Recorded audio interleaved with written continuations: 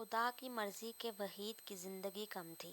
ابھی ہماری شادی کو صرف 12 سال ہی گزرے تھے کہ وہ بیمار ہو گئے۔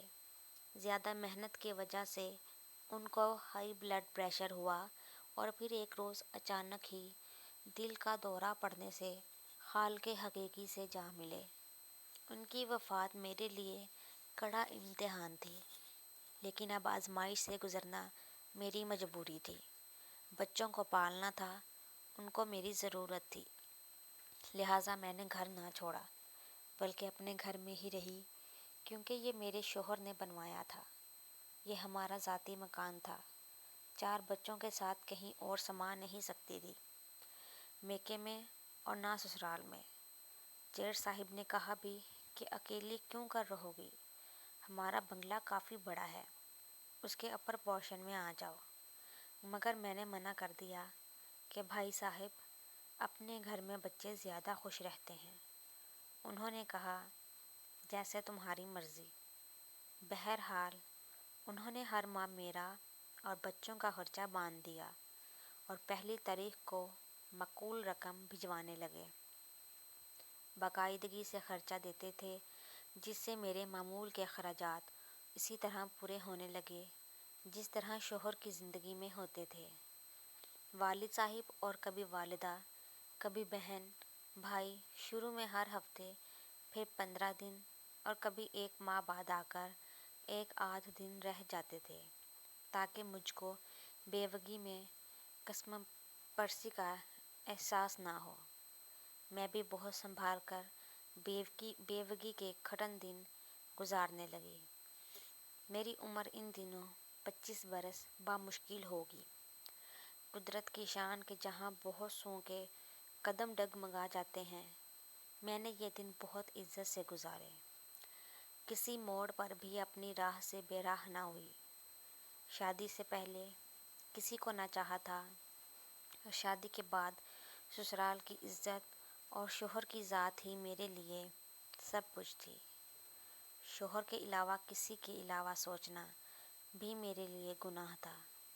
وحید اچھے انسان تھے اور میرا بہت خیال رکھتے تھے، لیکن لاپرواہ تھے۔ پھر بھی زندگی اچھی بھلی گزر رہی تھی کہ ان کی اچانک وفات نے میرا سب کچھ الٹ پلٹ کر رکھ دیا۔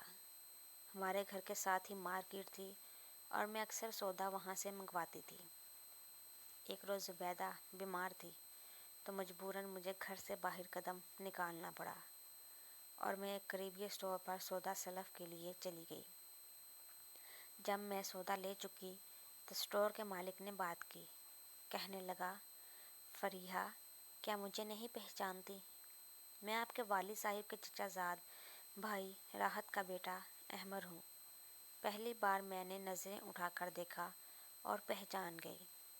شادی سے پہلے 1-2 بار اپنی فیملی کے ساتھ ہمارے گھر آئے تھے۔ وہ بہت خوبرو انسان تھے۔ وہ شادی شدہ اور بال بچے دار آدمی تھے، خاصے ذمہ دار تھے۔ انہوں نے مجھ کو اہمیت دی، مگر میں نے ان کو درخواہ اطمینان نہ سمجھا۔ میرے پاس کسی کے بارے میں غور کرنے کی فرصت نہ تھی۔ اب کبھی کبھی میں ان کے اسٹور پر آ جاتی جب بچوں نے کچھ خریدنا ہوتا۔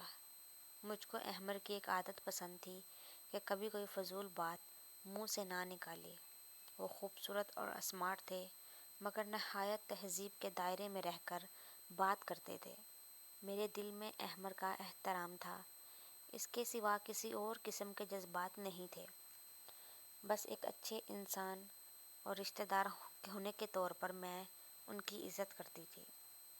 ایک روز گھر پر جیٹھانی اور ان کے بچے آ گئے۔ میں نے زبیدہ کو اسٹور پر بھیجا۔